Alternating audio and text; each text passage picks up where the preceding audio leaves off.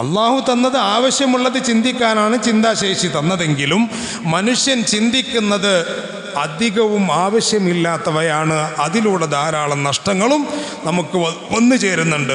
ഒന്നാമതായി നമ്മൾ ചിന്തിക്കാതിരിക്കേണ്ട ഒരു കാര്യം ദാരിദ്ര്യമാണ്. ദാരിദ്ര്യത്തെക്കുറിച്ച് നമ്മൾ ചിന്തിച്ച് തുടങ്ങിക്കഴിഞ്ഞാൽ, അഥവാ പടച്ചോൻ എൻ്റെ കയ്യിലൊന്നുമില്ലല്ലോ, ഞാൻ എന്ത് ചെയ്യും, നാളെ ഞാൻ എന്ത് കാട്ടും എന്ന് തുടങ്ങിയ ചിന്തകൾ നമ്മുടെ മനസ്സിലേക്ക് ധാരാളമായി വന്നാൽ നമുക്കുണ്ടാകുന്ന പ്രധാനമായ പ്രശ്നം മാനസിക അസ്വസ്ഥതയാണ്. ഒന്നാമത്തത്, ദാരിദ്ര്യത്തെക്കുറിച്ച് ചിന്തിച്ചാൽ കിട്ടുന്ന നേട്ടം ഒന്ന് മനോവേദനയാണ്. ഒരു പ്രത്യേകമായൊരു ആവലാതി ഉണ്ടാവും. അതുപോലെ തന്നെ ദുഃഖഭാരം നമുക്ക് കൂടിക്കൊണ്ടിരിക്കും, ടെൻഷൻ കൂടിക്കൊണ്ടിരിക്കും. നമ്മൾ ചിന്തിച്ചു എന്നതുകൊണ്ട് നോട്ടുകെട്ട് നമ്മുടെ കയ്യിലേക്ക് വരൂല. അപ്പം ചിന്തിക്കുന്നത് കൊണ്ട് തൽക്കാലം അതിനെന്തില്ല, പരിഹാരമില്ല എന്നതാണ്. മറ്റൊന്ന് ധാരാളം സമ്പത്തിനോടുള്ള അത്യാഗ്രഹം നമുക്ക് വരുമെന്നാണ്.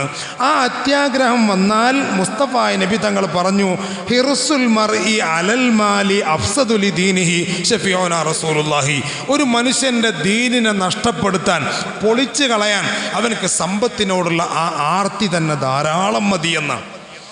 അപ്പം സമ്പത്തിനോടുള്ള അലച്ച വർദ്ധിക്കും, മാനസിക പ്രയാസങ്ങളുണ്ടാകും.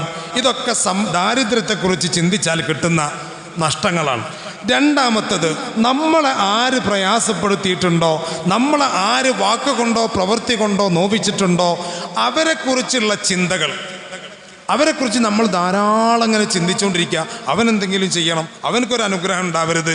ഇങ്ങനെ ചിന്തിക്കുന്നത് കൊണ്ട് നമുക്കുണ്ടാകുന്ന പ്രശ്നങ്ങളിൽ ഒന്നാമത്തത്, നമ്മുടെ ഹൃദയത്തിൽ ദേഷ്യത്തിൻ്റെ അളവ് കൂടുമെന്നാണ്. ദേഷ്യത്തിൻ്റെ അളവ് കൂടുതൽ ചിന്തിച്ചു നോക്കുകയാണെങ്കിൽ നമുക്ക് ഓരോരുത്തർക്കും അനുഭവമുള്ള സംഭവങ്ങൾ അതൊക്കെ. ദേഷ്യത്തിൻ്റെ അളവ് കൂടും. മാത്രമല്ല വാശി വർദ്ധിക്കുകയും ആ ദേഷ്യം നമ്മുടെ കൽബിൽ നിന്ന് ഒഴിഞ്ഞു പോകാതെ നിലനിൽക്കുകയും ചെയ്യും. അല്ലാഹു കാക്കട്ടെ. ദേഷ്യം എന്ന് പറയുന്നത് ചില്ലറ സംഭവമല്ല. അതുകൊണ്ടാണല്ലോ പറഞ്ഞത്, ഗുസ്തിയിലോ അതല്ലെങ്കിൽ മറ്റെന്തെങ്കിലും വിഷയങ്ങളിൽ ജയിക്കുന്നവനല്ല ശക്തൻ എന്ന് പറയുന്നത്. താൻ ദേഷ്യം വരുന്ന സമയത്ത് സ്വന്തം ശരീരത്തെ, സ്വന്തം വികാരത്തെ നിയന്ത്രിക്കാൻ ഒരു മനുഷ്യനക്ക് സാധിച്ചാൽ അവനാണ് ശക്തനെന്ന് മുഹമ്മദ് മുസ്തഫ